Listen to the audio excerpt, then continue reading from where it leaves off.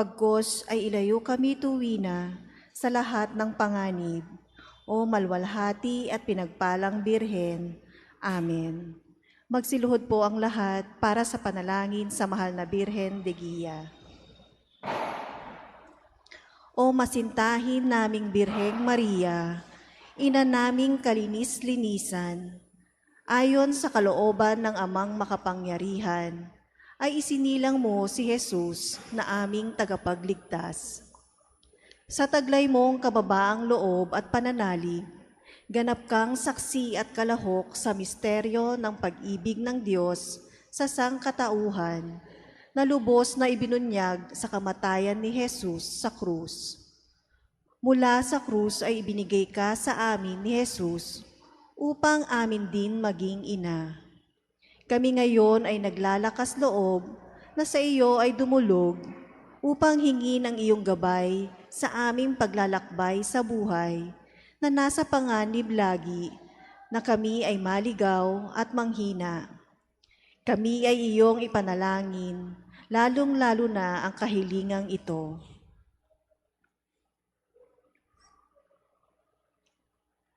Kung ito ay sa aking ikaliligtas at sa kapurihan ng Diyos na mapagkalinga, O Maria, ikaw na puspos ng Espiritong Banal, akayin mo ang aming mga puso na sundan si Hesukristo na aming daan, katotohanan at buhay.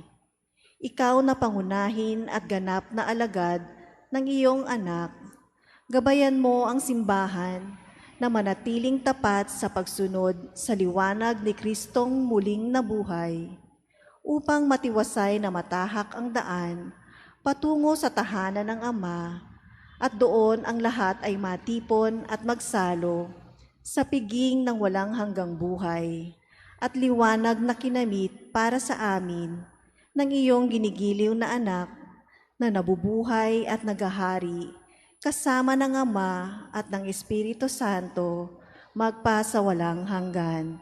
Amen. Sa ngalan ng Ama, ng Anak, at ng Espiritu Santo. Amen. Magsitayo po ang lahat. Magandang gabi po.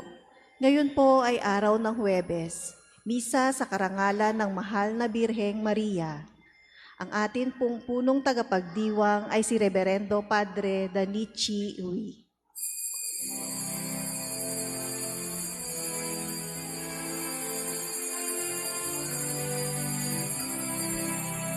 Sa piging ng ating Panginoon, tayo'y laging nagtitipon upang matutong magmahalan sa pag-ibig na nakamtan. Buhay ay inalay niya sa dakilang Diyos Ama, upang ating nang makamtan buhay na walang hanggan. Sa bigil ng ating Panginoon, tayo'y laging nagtitipon upang matutong magmahalan sa pag-ibig na nakamtan.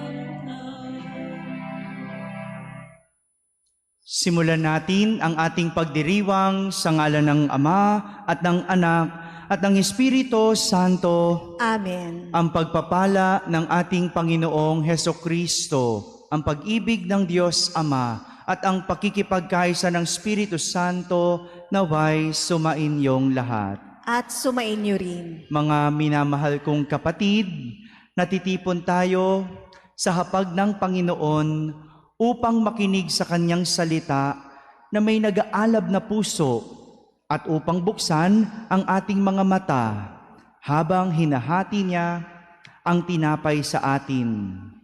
Tayo ngayon ay lubos na nagpapasalamat sa ating mahal na ina, ang mahal na Birhen ng Loreto, ang pintakasi ng bayan ng Sampaloc, ang ina at guro ng mga mag-aaral, at ang ating tagapagtanggol at sanggalang sa mga sakuna at sunog.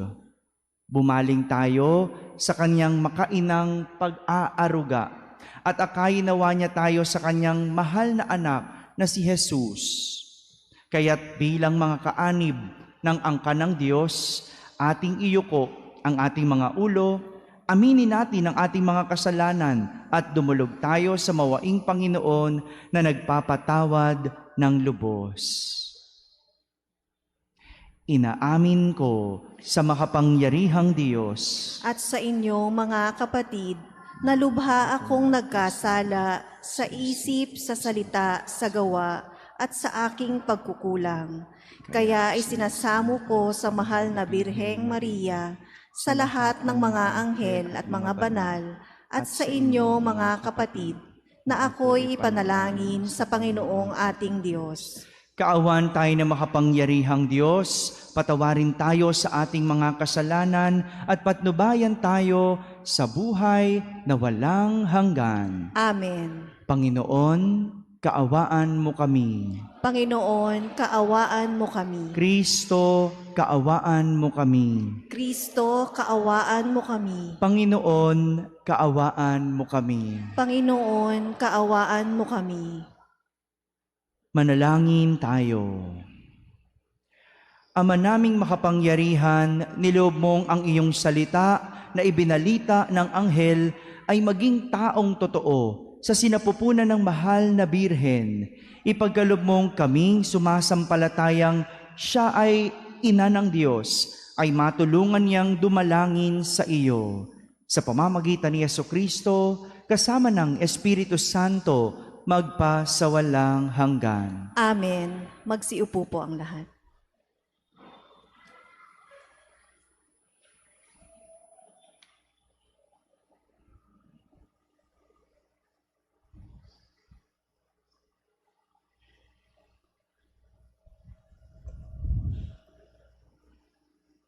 Pagbasa mula sa sulat ni Apostol San Pablo sa mga taga-Roma.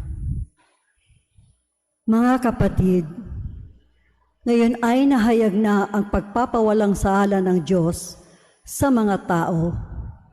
Ito ay hindi sa pamamagitan ng batas, bagamat ito ay pinatutuhanan ng kautusan at ng mga propeta. Pinawawalang sala ng Diyos ang lahat ng nananalig kay Jesucristo sa pamamagitan ng kanilang pananalig sa Kanya, maging Hudyo at maging Hentil. Sapagkat ang lahat ay nagkasala at walang sino mang karapat-dapat sa paningin ng Diyos.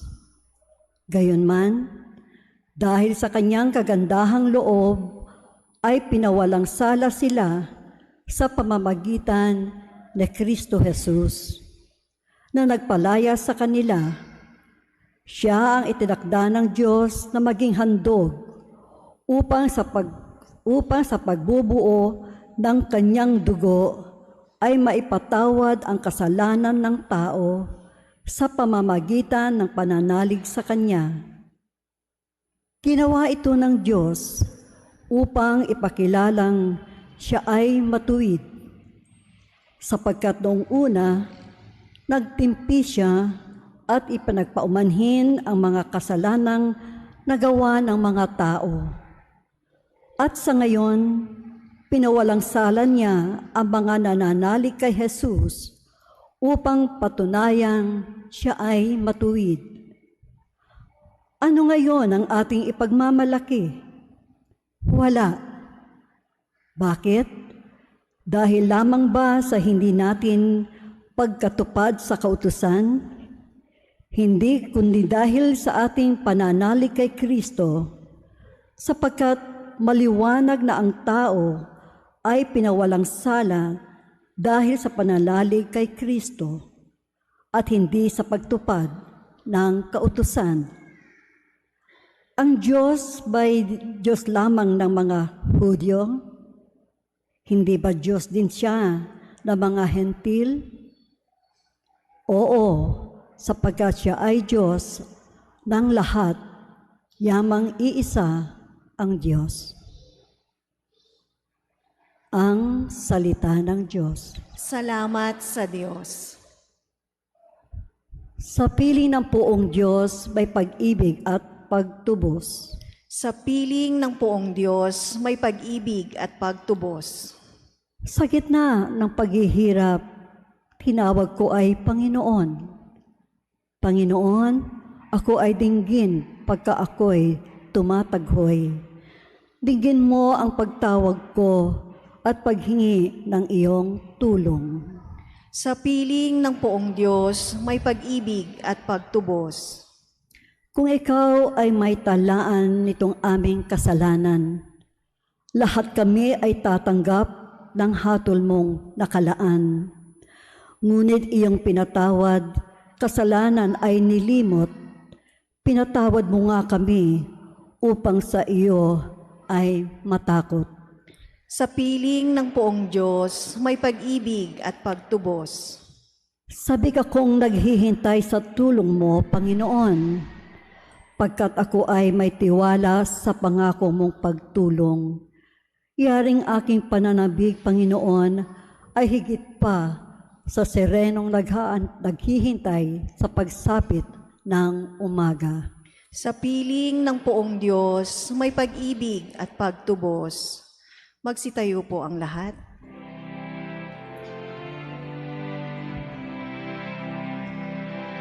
Alleluia, alleluia, alleluia, alleluia, alleluia, alleluia, alleluia, alleluia. Ikaw, O Kristo, ang daan, ang katotohanan at buhay patungo sa amang mahal. Alleluia, alleluia, alleluia, alleluia, alleluia, alleluia, alleluia.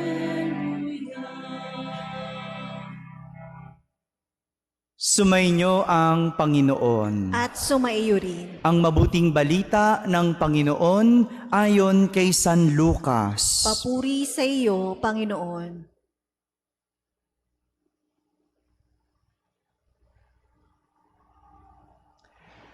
Noong panahong iyon, sinabi ni Jesus, "Kawawa kayo, ipinagtatayo ninyo ng magagarang libingan ang mga propetang pinagpapatay ng inyong mga magulang.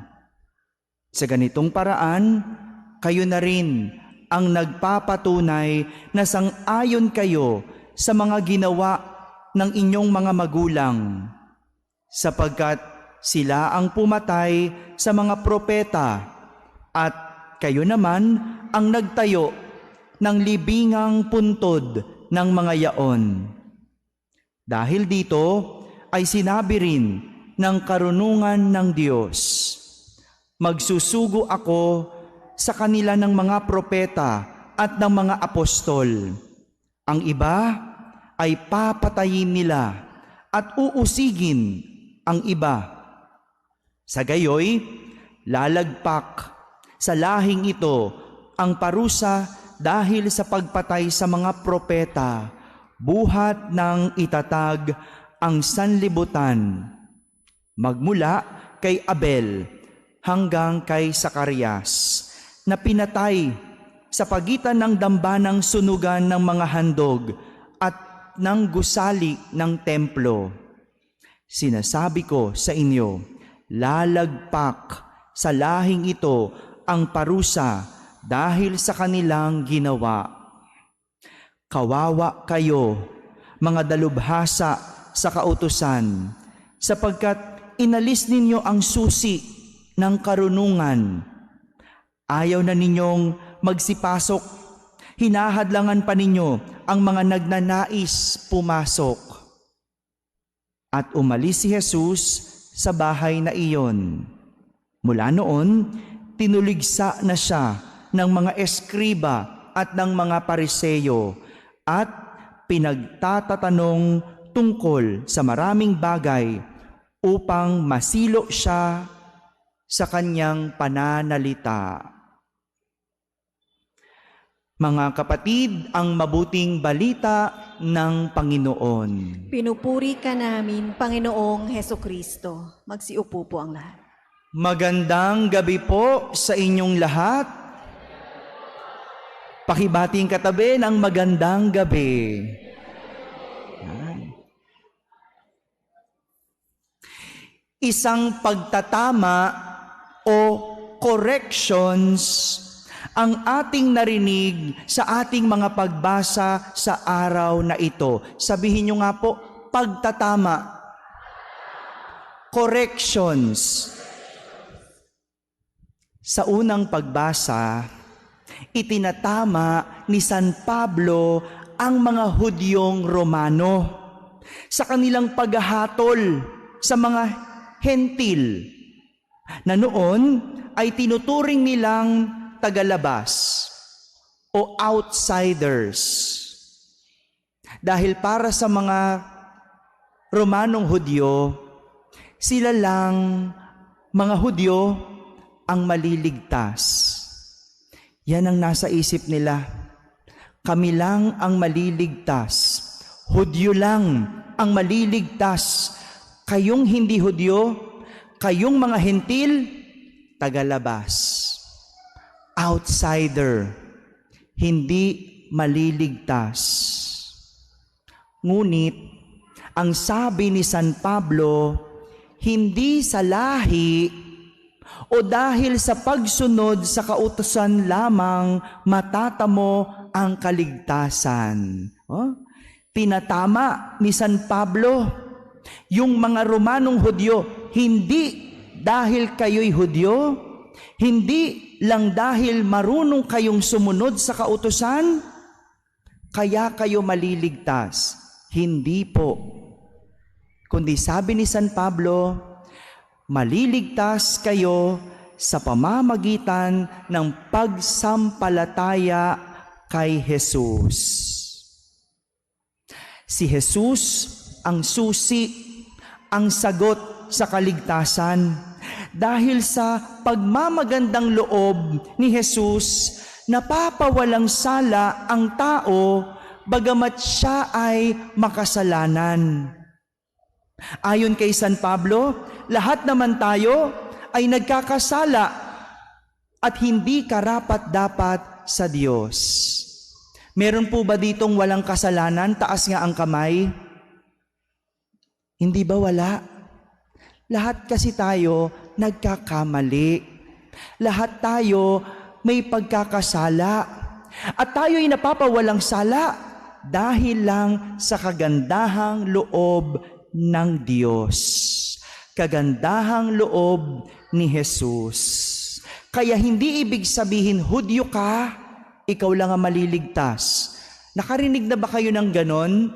Yung nagsasabing, kami lang ang maliligtas. Narinig nyo na ba yon? Walang ganon, ha? Pagka may narinig kayong nagsabing ganon, sabihin nyo sa kanila, walang ganon. Ha? Sabihin mo, sama mo naman kami. Dahil ang susi sa pagliligtas o sa kaligtasan, walang iba kundi si Jesus. Pag tinanong ka, sino nagsabi? Huwag mo kong sabihin, ha? Kayo mo sabi ni, hindi si Father nagsabi. Sabihin mo, sabi ni San Pablo. Maliwanag? Tinama ni San Pablo ang pag-iisip ng mga Romanong Hudyo na sila lang ang maliligtas. Samantala, sa ating ebanghelyo, itinatama naman ni Jesus ang mga Pariseo at Eskriba sa kanilang mataas na pagtingin sa kanilang mga sarili kumpara sa ibang kapwa nila Hudyo.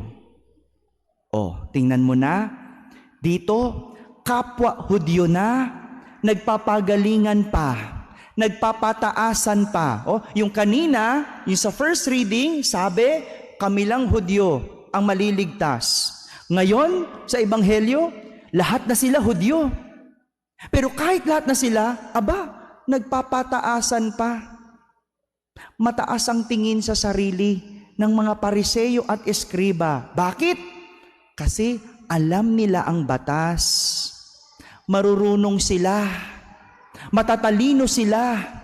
Alam nila ang kautusan. Kaya nga, itinatama sila ni Jesus. Pinagsasabihan sila ni Jesus dahil sa kanilang pinapangaral. Magagaling nga, nangangaral nga, nagtuturo, pero hindi naman nakikita sa kanilang buhay. Puro sila salita, wala namang nakikitang gawa. Yan. Kaya itinatama sila ni Jesus. Oo, magaling kayo. Oo, alam mong lahat. Oo, nagtuturo kayo. Pero hindi naman nakikita sa inyong buhay. Ito po ang dahilan kaya tayo tinatama o kinokorek. Maaring madalas mataas ang pagtingin natin sa ating mga sarili. Gaya na lang ng mga Pariseyo. At siguro kaya tayo tinatama kasi pakiramdam ng iba, alam mo ng lahat. Gaya ng mga Pariseyo. Alam na nilang lahat. Matalino na sila, pero may mali pa ring nagagawa. Kahit ang matalino o matalinong isang tao, nagkakamali. Mataas man ang titulo o may posisyon, nagkakasala. At wala rin sa estado ng buhay ang pagiging mataas. Kaya nga tayo dapat marunong makinig sa pagtatama. Kapag sinabihan kang mali iyan, huwag ka namang ganyan, pakinggan mo. Hindi mo dapat kinakalaban yung nagtatama sa'yo. Kasi sa pagtatama, dyan ka uunlad. Yung mga Pariseyo, pag tinatama sila, nagagalit. At kinu-question si Jesus. Sinusubok si Jesus. Kaya sa huli, matalino man, wala ring nangyayari. Mga kapatid, ito po ang imbitasyon sa ating lahat. Makinig sa pagtatama. Sa halip na kalabanin ang nagtatama, pasalamatan, pakinggan. Dahil sa kanilang pagtatama, tayo ay may pagkakataong magbago at umunlad. Tandaan, dahil lang sa kabutihang loob ng Diyos, tayo napapawalang sala. Ibig sabihin, lahat tayo nagkakasala at nakakagawa ng masama. Kaya walang tao ang ligtas sa pagtatama. Tama po ba? Sabihin, tama. Amen? Amen.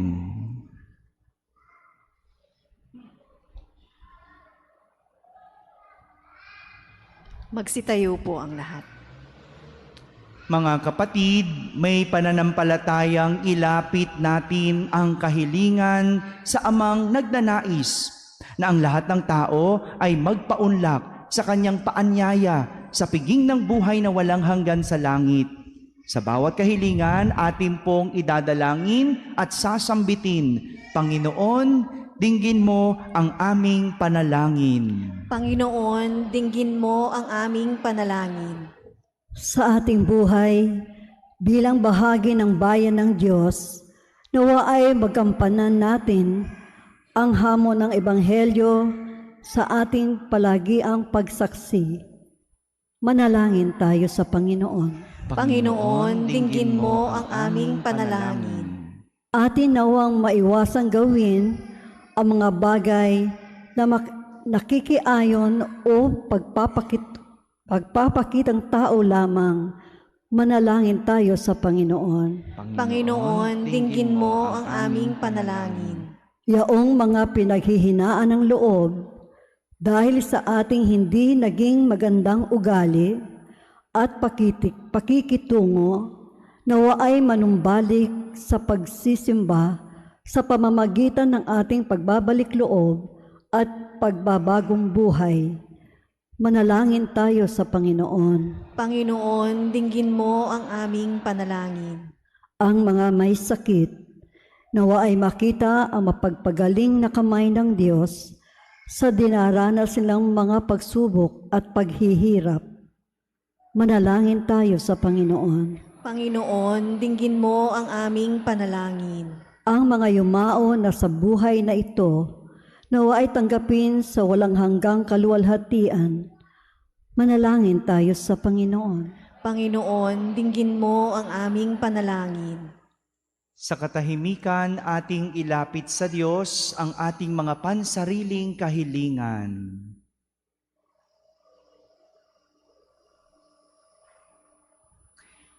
Isama natin sa ating panalangin ang bansang Israel, ang digmaan at gerang nagaganap doon, lahat ng mga namatay at naapektuhan ng gera. Manalangin tayo. Panginoon, dinggin mo ang aming panalangin. Mapagmahal na Diyos, dinggin mo ang mga panalangin ng iyong nagtitiwalang bayan. Manatili ka sa amin at wag na wag kaming mawalay sa iyong pag-ibig. Hinihiling namin ito sa pamamagitan ng aming Panginoong Jesucristo na iyong anak na nabubuhay at nagahari kasama mo at pagkakaisa ng Espiritu Santo, Diyos, magpasawalang hanggan. Amen. Magsiupo po ang lahat.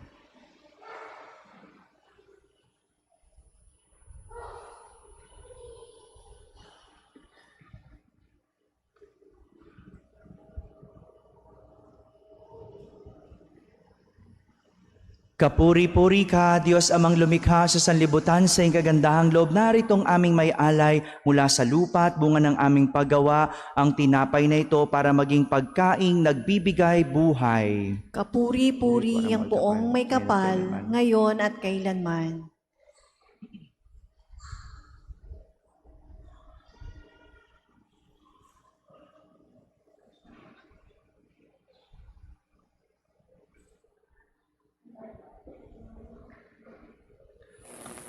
Kapuri-puri ka, Diyos amang lumikha sa sanlibutan sa iyong kagandahang loob. Naritong aming may alay mula sa katas ng ubas at bunga ng aming paggawa, ang alak na ito para maging inuming nagbibigay ng iyong Espiritu. Kapuri-puri ang poong may kapal, ngayon at kailanman.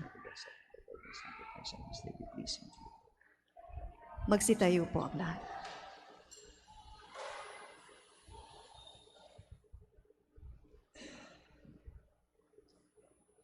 Manalangin kayo mga kapatid upang ang paghahain natin ay kalugdan ng Diyos amang makapangyarihan.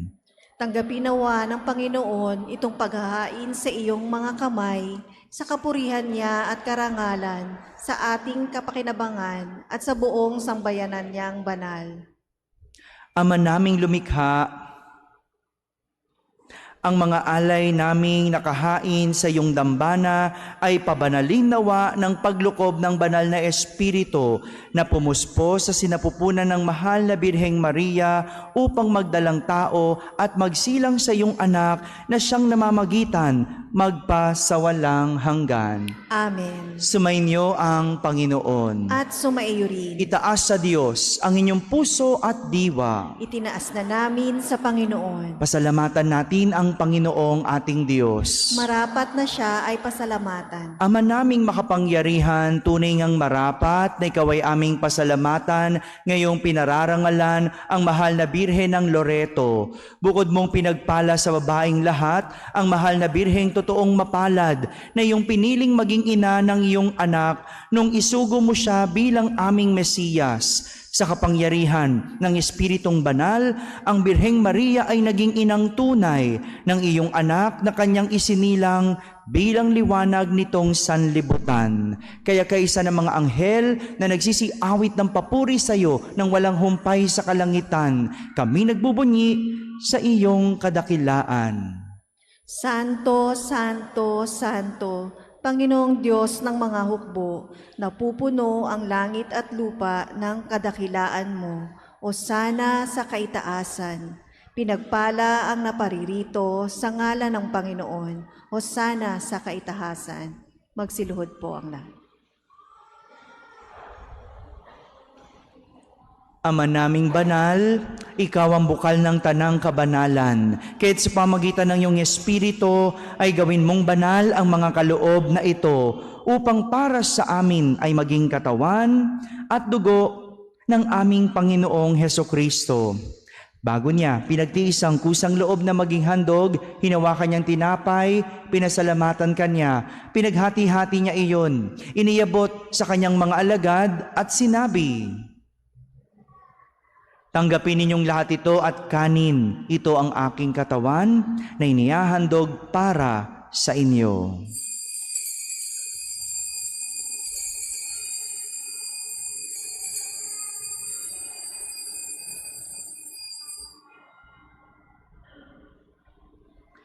Gayon din naman, nung matapos ang hapunan, hinawakan niyang kalis, muli kanyang pinasalamatan, iniabot niyang kalis sa kanyang mga alagad at sinabi, "Tanggapin ninyong lahat ito at inumin. Ito ang kalis ng aking dugo, ng bago at walang hanggang tipan, ang aking dugo na ibubuhos para sa inyo at para sa lahat sa ikapagpapatawad ng mga kasalanan. Gawin ninyo ito sa pag-alaala sa akin."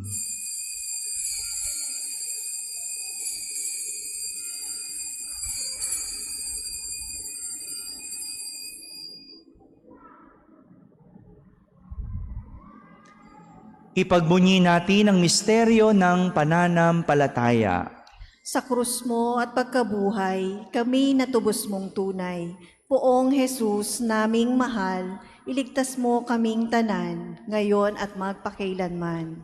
Ama, ginagawa namin ngayon ang pag-alaala sa pagkamatay at muling pagkabuhay ng iyong anak, kaya't inaalay namin sa iyo ang tinapay na nagbibigay buhay at ang kalis na nagkakaloob ng kaligtasan. Kami nagpapasalamat dahil kami iyong minarapat na tumayo sa harap mo para maglingkod sa iyo. Isinasamo namin kaming magsasalo-salo sa katawan at dugo ni Kristo ay mabuklod sa pagkakaisa sa pamamagitan ng Espiritu Santo. Ama, lingapin mo ang iyong simbahang laganap sa buong daigdig. Puspusin mo kami sa pag-ibig, kaysa ni Francisco na aming Papa, ni Jose na aming Obispo at ng Tanang Kaparian. Alalahanin mo rin ang mga kapatid naming nahimlay na may pag-asang sila'y muling mabubuhay. Gayon din ang lahat ng mga pumanaw. Kaawan mo sila at patuloyin sa iyong kaliwanagan. Kaawan mo at pagindapating kaming lahat na makasalo sa iyong buhay na walang wakas.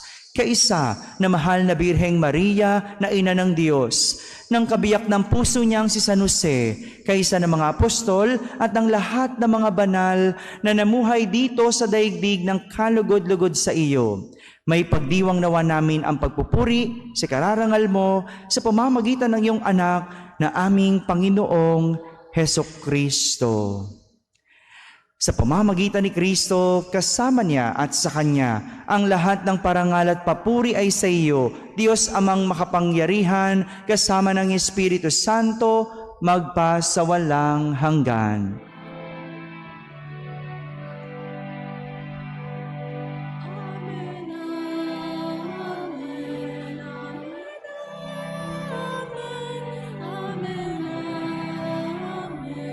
Amen.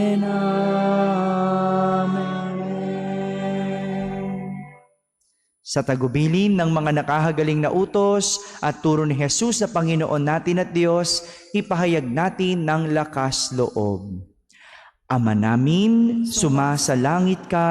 Sambahin ang ngalan mo, mapasa amin ang kaharian mo, sundin ang loob mo dito sa lupa para na sa langit. Bigyan mo kami ngayon ng aming kakanin sa araw-araw at patawarin mo kami sa aming mga sala para ng pagpapatawad namin sa nagkakasala sa amin. At huwag mo kaming ipahintulot sa tukso at iadya mo kami sa lahat ng masama.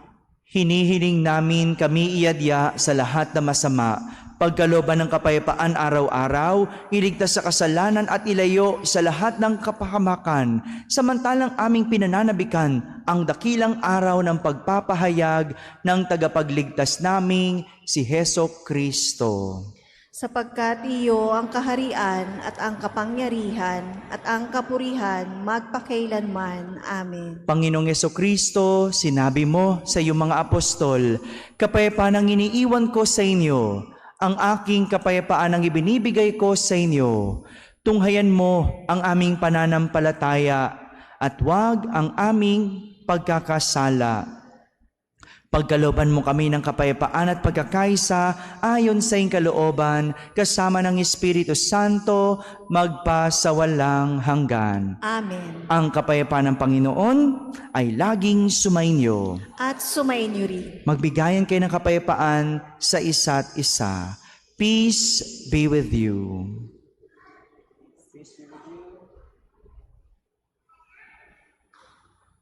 Kordero ng Diyos na nag-aalis ng mga kasalanan ng sanlibutan, maawa ka sa amin.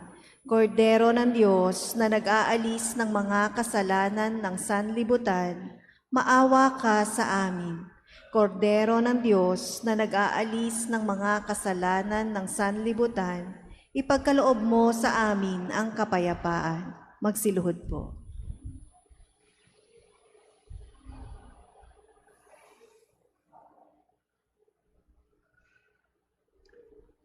Ito ang kordero ng Diyos. Itong nag-aalis sa mga kasalanan ng sanlibutan. Mapalad ang mga inaaniyahan sa kanyang piging. Panginoon, hindi ako karapat-dapat na magpatuloy sa iyo, ngunit sa isang salita mo lamang ay gagaling na ako. Ang katawan ni Kristo. Amen.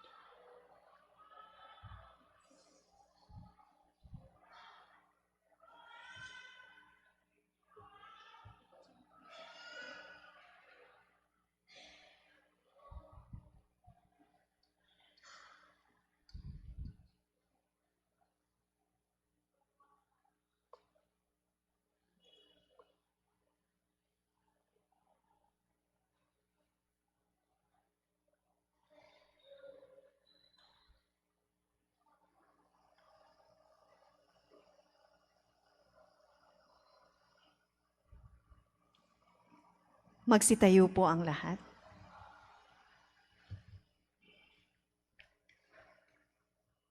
Manalangin tayo. Ama naming mapagmahal, sa aming pagsasalo sa banal na hain, lagi nawa naming madama ang iyong kagandahang loob upang kami ay magkamit ng kaligtasan, pakundangan sa pagkakatawang tao ng iyong anak, ngayong aming ginugunita ang kanyang ina, sa pamamagitan ni Jesucristo, kasama ng Espiritu Santo, magpasawalang hanggan. Amen. Magsiluhod po ang lahat at ating dasalin ang panalangin sa mahal na Birhen ng Loreto. O banal na ina ng Diyos, mahal na Birhen ng Loreto, pintakasi ng mga naglalakbay sa himpapawid at tagapagligtas ng aming mga tahanan laban sa sunog at mga sakuna. Ina at guro ng mga mag-aaral, pinasasalamatan ka namin sa mga biyayang ipinagkakalob mo sa amin. Buong pananalig kaming humihingi ng iyong makainang paglingap at pag-aaruga. Pakinggan mo nawa ang mga hibik at dalangin na iniluluhog namin sa iyo sa ikapagpapatawad ng aming mga kasalanan, sa ikaluluwalhati ng banal na simbahang katolika, sa ikaliligtas ng mga kaluluwa sa purgatorio, sa ikababanal ng aming kaluluwa, sa ipagbabalik loob ng mga makasalanan at sa ikapapayapa ng sanlibutan sa pamamagitan ni Kristo na aming Panginoon. Amen. Mahal na Birhen ng Loreto, Ipanalangin mo kami. Salve Regina, Mater Misericordiae, Vita dulcedo, espes nostra salve. A te clamamus, exunis vini heaven, a te suspiramus, gementes et flentes, in hoc lacrimarum vale. Ia ergo, advocata nostra, ilus tuus misericordes oculos, ad nos converte. Et Jesum, benedictum fructum ventris tui, nobis os hoc exilium ostende. O clemens, o pia, o dulcis Virgo Maria. ipanalangin mo kami, Santa Maria, Ina ng Diyos, nang kami ay maging marapat makinabang sa mga pangako ng aming Panginoong Heso Kristo. Magsitayo na po ang lahat. Nasa ating simbahan po ang mahal na Birhen ng Loreto, at kung pagtatama lang din ang pag-uusapan, si Maria ang ating ehemplo, nakinig sa pagtatama ng Diyos. Anong nasa isip ni Maria? Magpakasal kay San Jose. Pero ibang plano ng Diyos. Pinakinggan niya ang pagtatama ng Diyos. Kaya sa huli, naging maayos ang buhay ni Maria. Sumainyo ang Panginoon. At sumainyo rin. Iyuko pong inyong ulo para sa pagbabasbas. Pagpalain nawa kayo ng Diyos na sa pagsilang ng anak niya mula sa mahal na Birhen ay naghatid sa daigdig ng katubusang walang hanggan. Amen. Pasiglahin nawa kayo sa malasakit ng mahal na Birhen na siyang nagbigay sa inyo ng tagapaghatid ng buhay na walang hanggan. Amen. Puspusin nawa ng Espiritu Santo ang mga nagdiriwang ng pagpaparangal sa mahal na Birheng Maria upang sa ganitong diwa kayo'y sumapit sa kalangitan na siyang tahanan at ng tanan magpa sa walang hanggan. Amen. At pagpalain kayo ng makapangyarihang Diyos, Ama at Anak at Espiritu Santo. Amen. Tapos na po ang ating pagdiriwang, humayking taglay ang pag-ibig at kapayapaan ni Kristo. Salamat sa Diyos.